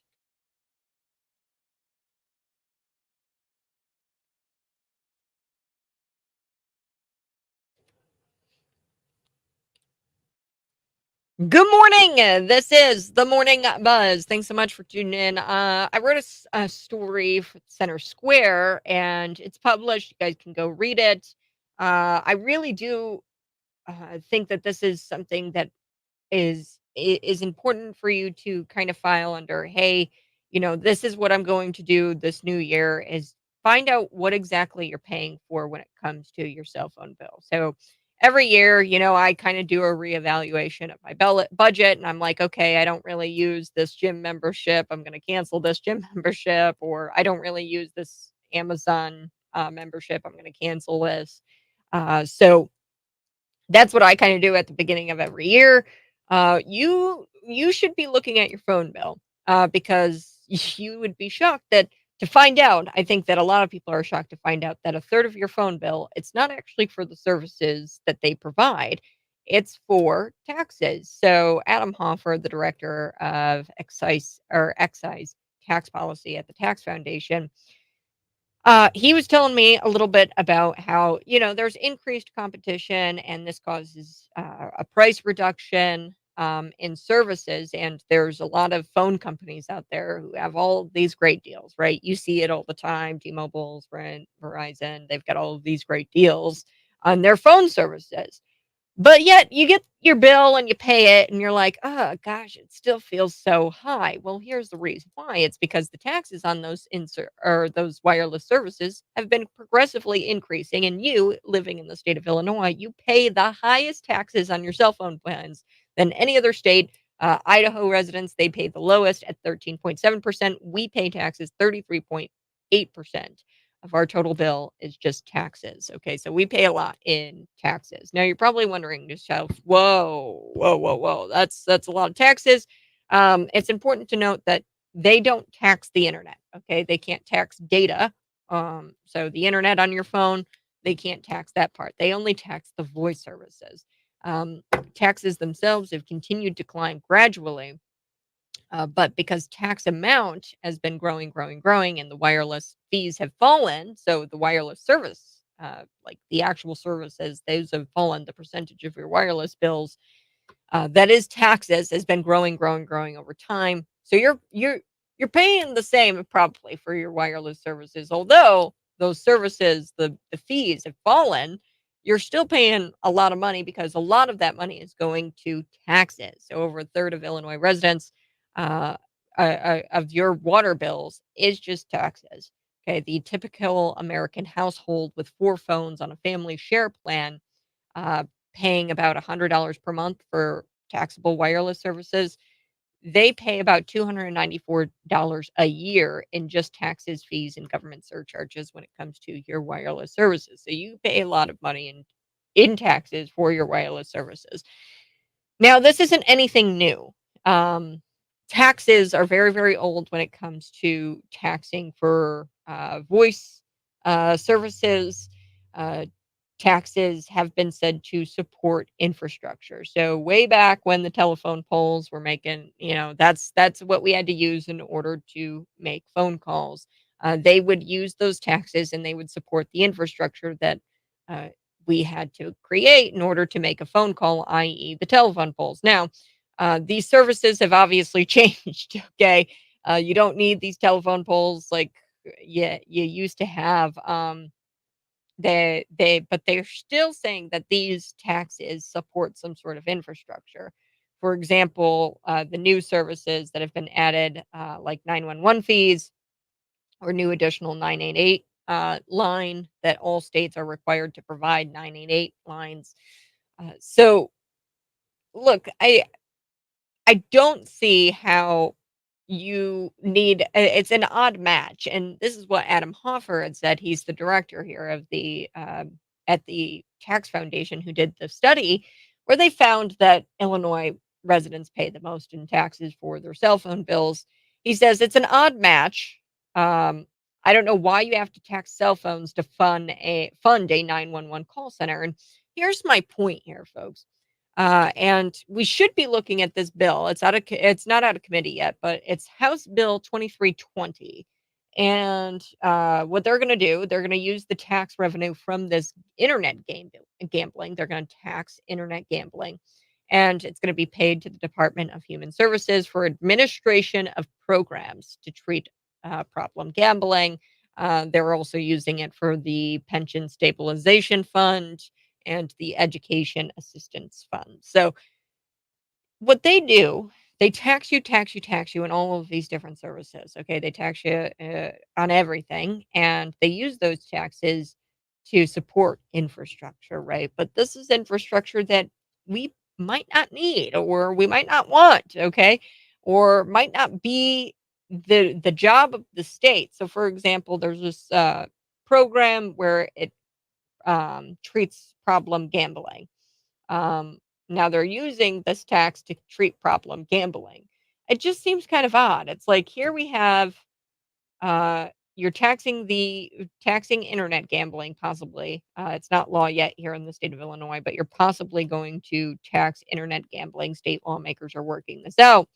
And then you take those taxes and then you put it towards something like a social program to treat problem gambling.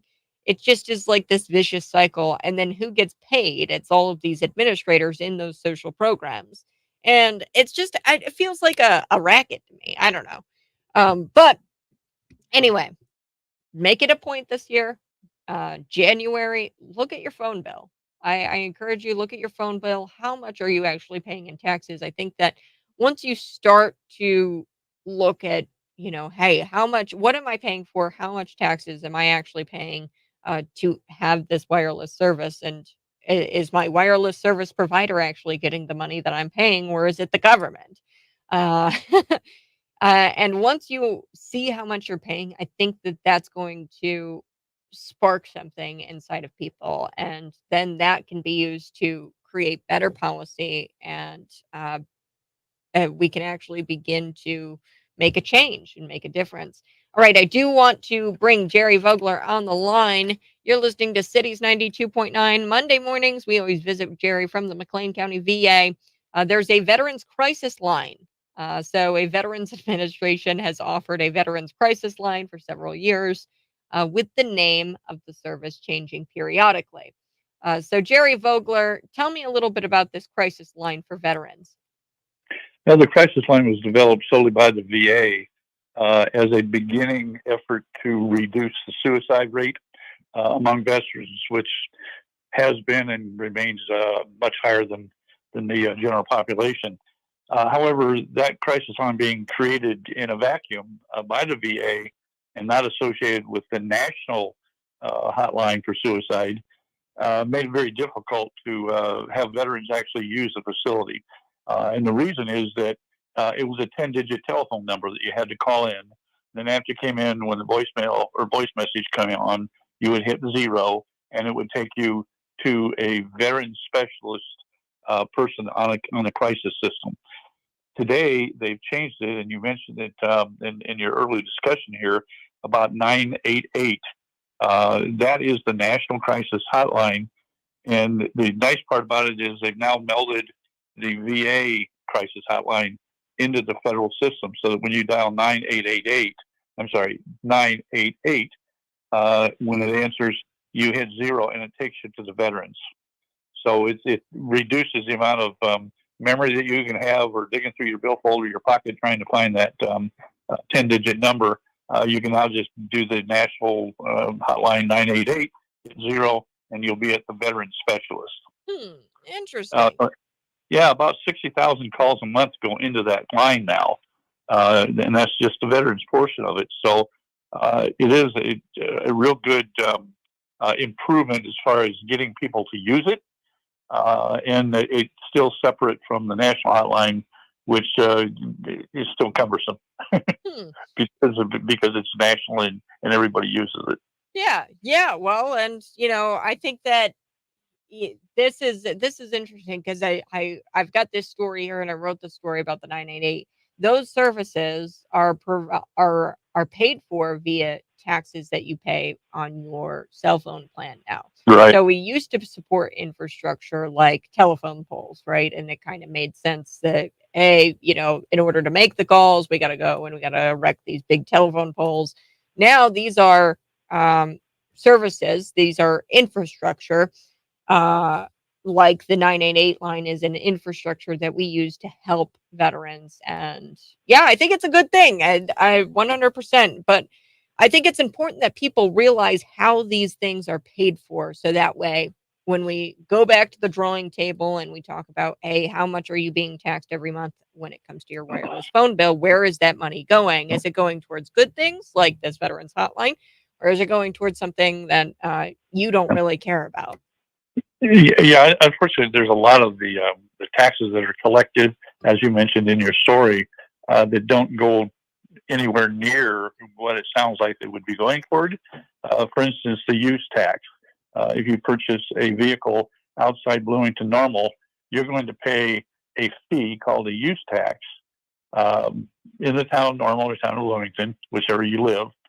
And that's supposed to, register the vehicle in the town, which is silly because they already have that information with a touch of the button into the state.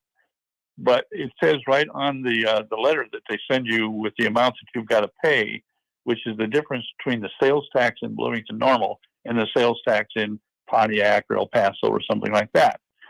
Once they've done that, then it says in the letter, this tax is not for the use of the streets, roads, and bridges of the town of Normal. I live in Normal, so I know what it says. And basically, it's a political thing that encourages more and more people that live in this town to only buy vehicles in this town, which I understand that. I support that to a certain extent. But to tax it, have the government tax it, I've got an issue with that. So that issue on who pays for what and what the taxes are named relative to what they actually are spent on, that's problematic. Yes. And it's, yeah. Well, that's a great example. And I do want to get to this because we're getting close on time. So I don't want to miss this. Glaucoma being the second leading cause of irreversible blindness in the United States. VA doctors are using some glaucoma tech. Can you explain what these technologies do and how are they helping veterans? Well, I believe glaucoma is the second leading cause of irreversible blindness in the country, let alone in a veteran's status. And yet only about 50% of the people that have glaucoma actually know it. And very often they don't do anything about deteriorating vision because of glaucoma until it gets to the point where it's life-changing. And like I said, it's not reversible. And what this tech does, it's called a endoluminal technique. And what it does is the veteran will go into the regular optical department of the VA, get their eyes examined with all the tests for retinopathy and so forth. And then they can be connected using telehealth to the experts that are sitting in centralized places. And with the use of television and very high definition television, can actually look closely at the glaucoma and help with the diagnosis and the treatment. VA is more and more is using things like telehealth, 3D printers, all kinds of new technology in order to serve the veteran who needs it. Well, this is a good thing. Absolutely. In fact, one of the things about the glaucoma equipment is it's a type of thing that would make sense only once you've got the high definition ability to look from afar at something that is happening remotely, and being able to have the experts who deal with the really intense type cases every day.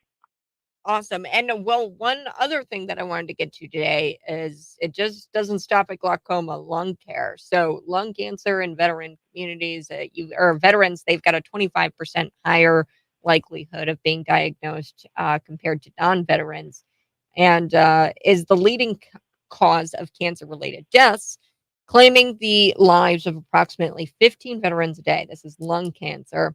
So tell me, how is the VA revolutionizing lung care?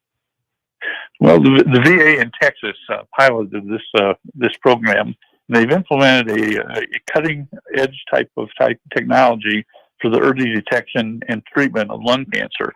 And as I mentioned, it's got that complicated name, lung endoluminal system. And what it is, it's robot assisted, which allows the insertion of a flexible, ultra-thin catheter in the person's lungs that can be remotely controlled by the physician.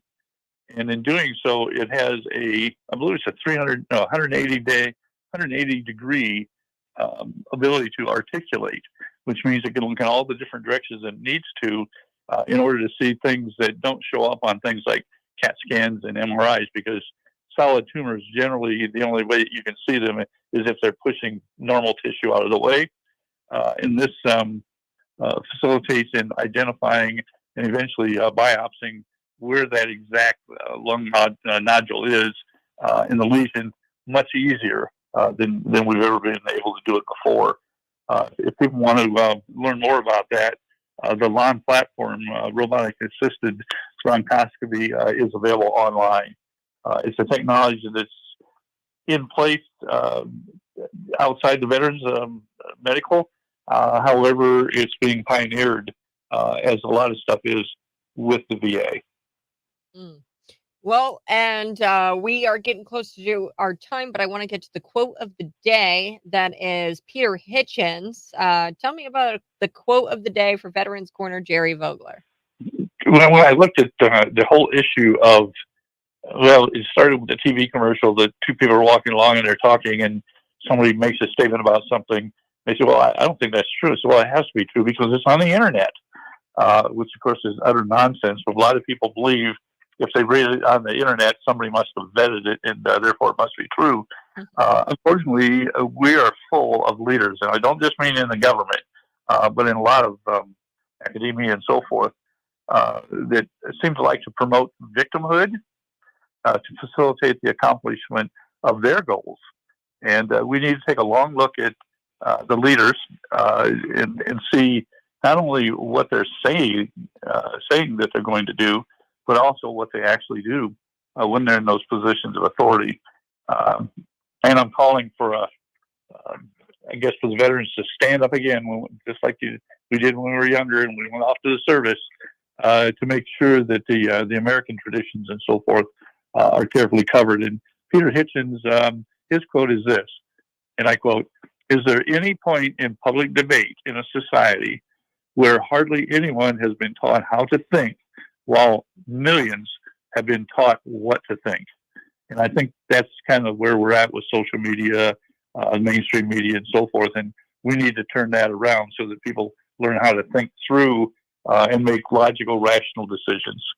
I love it. Jerry Vogler, thanks so much for joining me here on the Morning Buzz, Cities 92.9 for Veterans Corner, Monday mornings at about 8 a.m. You have a great rest of your day and happy Monday, and stay safe out there. There's a snowstorm brewing. I saw that, and you be careful too, and have a great day. You too. All right, folks, we're back here in just a couple of minutes. The Morning Buzz. There's something I got to tell you about.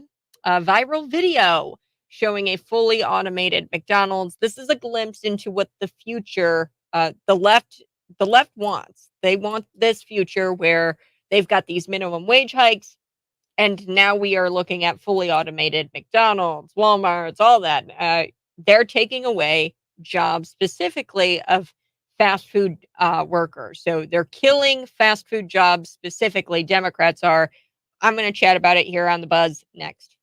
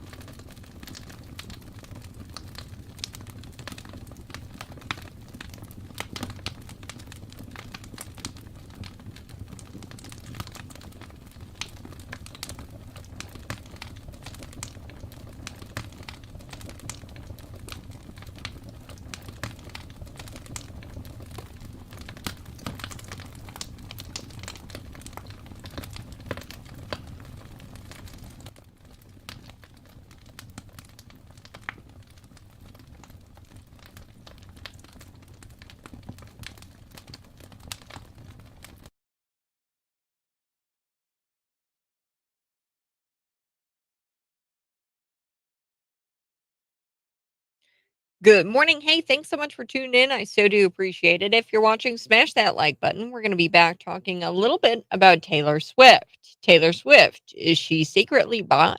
So the New York Times, they published this op-ed, and now leftists, i.e. Swifties, they're outraged because they're saying that the New York Times is sexist, that they would have never printed this op-ed had Taylor been a man.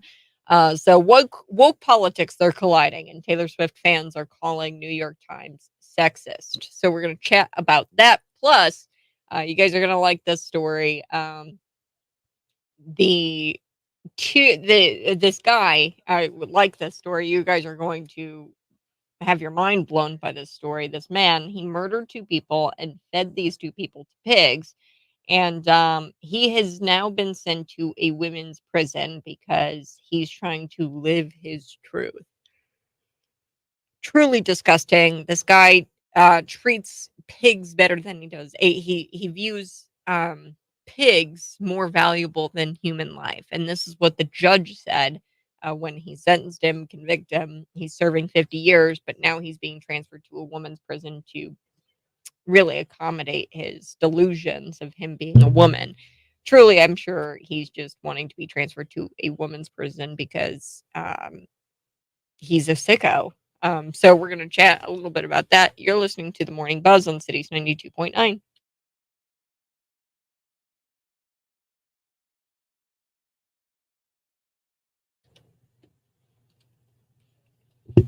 Yes, coming up, I will be talking about the guy. He fed his 2 victims, or well, he killed 2 people.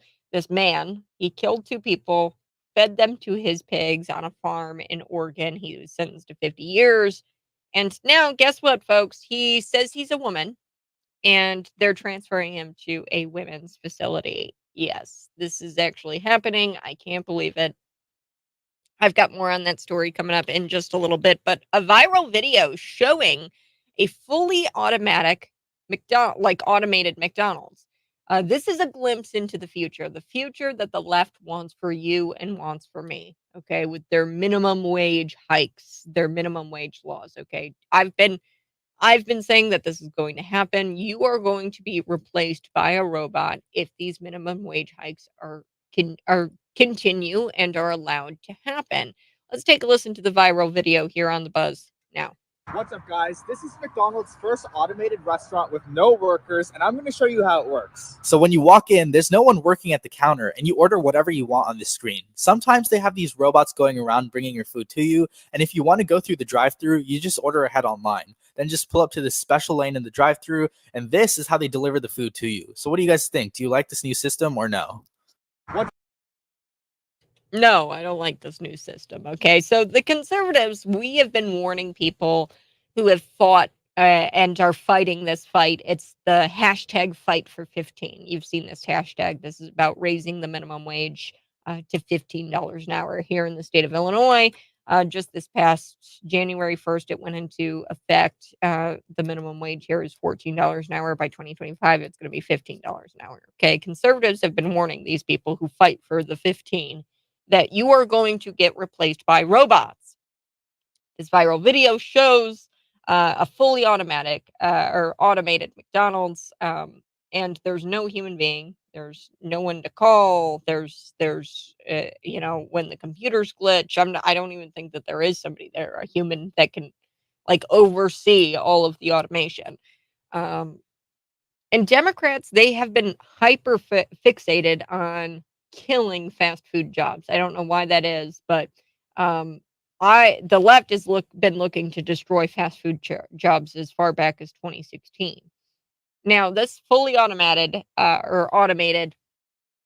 McDonald's is in a suburb of Fort Worth, Texas, and everything is automated. You don't have to talk to a single human, and most importantly, McDonald's doesn't have to be forced by the government to pay people more than what the market dictates. Okay, so that's how McDonald's gets around the whole minimum wage hike thing. They just don't hire humans. So the closest thing you get to resembling contact with another life form is this robot if you visit this McDonald's in Fort Worth or in the suburbs of Fort Worth. It's unclear if the robot is programmed with one of those snot-nosed teenager attitudes, or if it's programmed to be a middle-aged woman who has given up on life, for authenticity's sake, I would imagine that they would program the robots like that. That'd be pretty cool if they could. But yeah, you only get contact with a robot if you were to go to a McDonald's, this McDonald's in Texas. Now, what's fascinating here is there was writing on the wall about the Fight for 15, the hashtag Fight for 15 campaign 8 years ago. Now, this video that I just shared with you was actually shared in February of 2023. It's just getting viral again because that's what viral videos do. But get this, in September of 2023, after that video, California, they passed a law increasing minimum wage go up to $20 an hour. That's insane. Only for fast food workers, by the way. That's what the law California passed.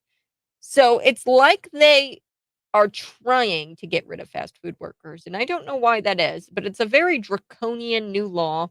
And there's enormous financial losses and costs. This is going to cost each restaurant in the state approximately $250,000 annually. Okay, because of this new law where it increases the minimum wage to $20 an hour for fast food workers. Pizza Huts in California, they have had to lay off thousands of workers because of this $20 an hour minimum wage law for fast food workers only. Oh, exclusively for fast food workers. Remember, quick, kids, turn up the radio. I know they're going back to school today from winter break. If there's anything that you need to remember from this program, it's that the minimum wage is $0 an hour. The true minimum wage is $0 an hour. Okay, that's the true minimum wage. And I also want to point this out. Back in December of 2023, just recently, Bernie Sanders, he has now proposed a national minimum wage hike. Good news is that it's not exclusive to people who work in fast food, so they're not at a national level attacking fast food workers. However, the bad news is here that the CBO, the Congressional Budget Office, they're estimating that this is going to kill 700,000 jobs, this minimum wage hike. 700,000 jobs. So if you work in a job where you could be replaced by a computer, you might want to stop supporting people who push policies that make it easier for people to replace you. I'm just saying, if you work in a job that can be done by a computer, you might want to stop supporting Democrats because very soon, possibly Bernie Sanders, his little proposal here, national minimum wage hike, could get through and it could kill 700,000 jobs. So be on the lookout for that. And like I said, if your job can be done by a computer, you probably want to stop supporting these people. Okay. I'm going to be back here coming up in just a little bit. You're listening to Cities 92.9. Text me at 309-451-9299. Like I said, I wanted to get to this story about the guy who fed these corpses to pigs, like quite literally killed two men, fed their corpses to his pigs on a farm in Oregon. And now he's been convicted. He's serving 50 years. And all of a sudden he's become Susan. That's his name. He used to be known as Stephen, but now he's become Susan, and he claims that he's a transgender woman. He wants to live his truth. And guess what, folks? He's being housed at a women's prison located in Wilsonville, Oregon. Yes. More on that story next.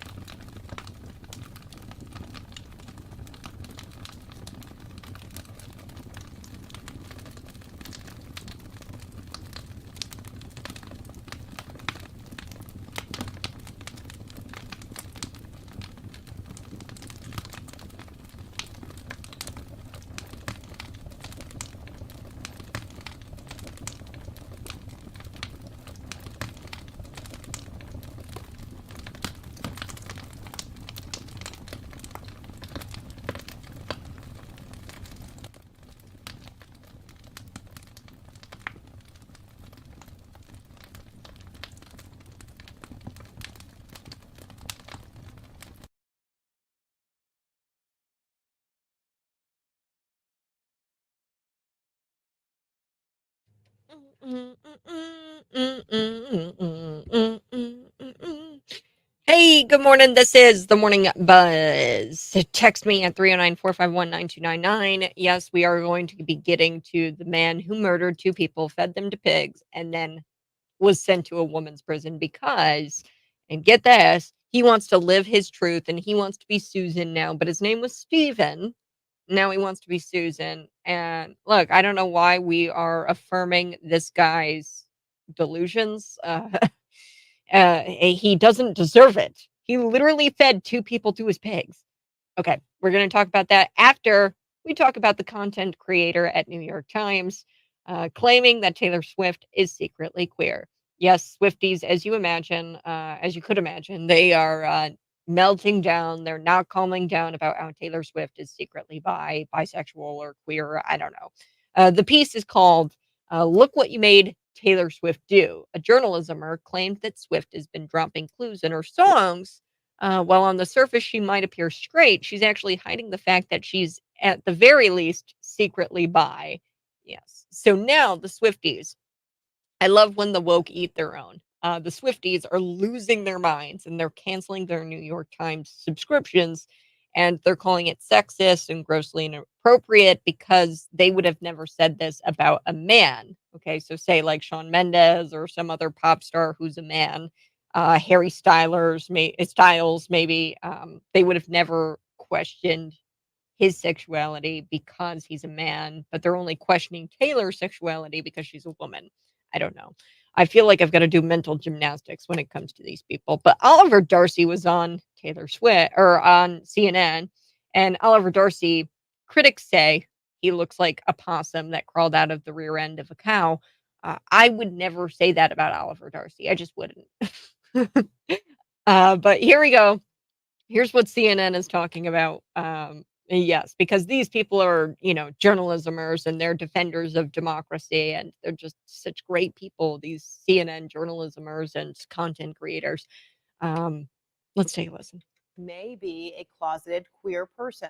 And in the piece, editor Anna Marks points to possible LGBTQIA plus references in Taylor Swift's songs and performances as a signal of queerness. However, Swift has said in the past that she does not identify with that community. Some have found it unusual that the New York Times would publish such an article. CNN's Oliver Darcy joins us live with more details on this. Oliver, I mean, how unusual is it for the New York Times to publish this piece? I mean, it's something that you wrote about in analyzing why the New York Times went here. It's very unusual. I mean, you do not see major news organizations like the New York Times publishing lengthy, this was a 5,000 word opinion piece questioning the sexuality of someone. Nevertheless, the sexuality of someone like Taylor Swift, a prominent, obviously, culture force. But that's what they did this week. They published the story in the opinion section questioning her sexuality, even though Taylor Swift in the past has come out and said that she is a straight ally of the LGBTQ community, that she's just trying to show support as they've come under attack in recent years. And so that's what's led to a lot of criticism of the New York Times, including from some of the singer's associates. I've learned that they are not pleased, to say the least, with the New York Times. One of the associates telling me, quote, because of her massive success, in this moment, there is a Taylor Swift-shaped hole in people's ethics. This article wouldn't have been allowed to be written about Shawn Mendes or any male artist whose sexuality has been questioned by fans. There seems to be no boundary some journalists won't cross when writing about Taylor, regardless of how invasive, untrue, and inappropriate it is, all under the protective veil of an opinion piece. That's from one of the people close to the situation over in Taylor Swift's camp. Now, the New York Times is not commenting. They're not directly responding to some of this criticism, but they have pointed to what Anna Marks, the editor who wrote this piece, actually wrote in her piece, preemptively addressing some of the criticism. Marks wrote, I'll quote, I know that discussing the potential of a star's queerness before a formal declaration of identity feels to some too salacious and gossip-fueled to be worthy of discussion. I share many of those reservations, Marks wrote, but the stories that dominate our collective imagination, shape what our culture permits, artists and their audiences to say, and B, every time an artist signals queerness and that transmission falls on deaf ears, that silent signal dies. And it goes on to say, oh my goodness, this is just crazy. Stop it. Oh, that so woke politics are colliding here. And look, the New York Times, what they just did would be the equivalent of me saying that Taylor Swift is a Donald Trump supporter, okay, based on, trolling Trump supporters. They did say this back in 2016 that, oh, yeah, she's a Trump supporter, and they were just kind of trolling. And then the left claimed that she was a Trump supporter because she didn't come out and say she wasn't in 2016, and eventually she did. But yeah, so that would be the equivalent of me saying that she's secretly a Donald Trump supporter. I have no true basis off of that, and instead of, or just trolling, Trump supporters that say that she is a Trump supporter. Okay, it's nonsense. But if both the author and the topic check off multiple boxes on the left's preferred marginalized class bingo card, okay, if the author and the topic uh, checks off all of these marginalized boxes, it gets published in the New York Times. Okay, so this is just absurd. It's the left eating the left. It's woke politics colliding, and I can't keep up with it. I'm doing mental gymnastics to try to keep up with this. But I guess the Swifties are big mad because the New York Times said that she's possibly queer. I don't know why they would be upset by that, because I thought being queer is like brave and beautiful, but I don't know. They're mad. They're boycotting New York Times now. So I'm back next. A man who was convicted of killing 2 men. He fed these 2 men to his pigs. He is now being sent to a woman's prison. In other news, a psychopath fed 2 human beings to literal swine. But the judge said he valued pigs more than human life. And now he gets to go be housed with a bunch of women because he wants to go live his truth or something like that. So that's next on the buzz.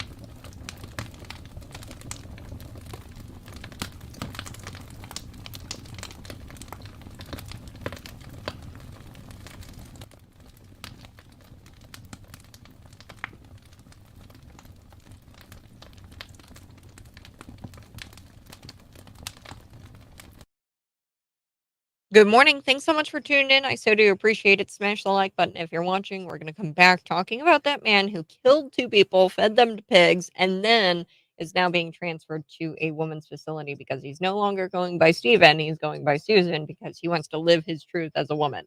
Okay. So we're going to chat a little bit about that. And I think that's all we're going to have time for here on The Buzz because we're wrapping up the show. But as always, subscribe to my YouTube channel, and we're back now.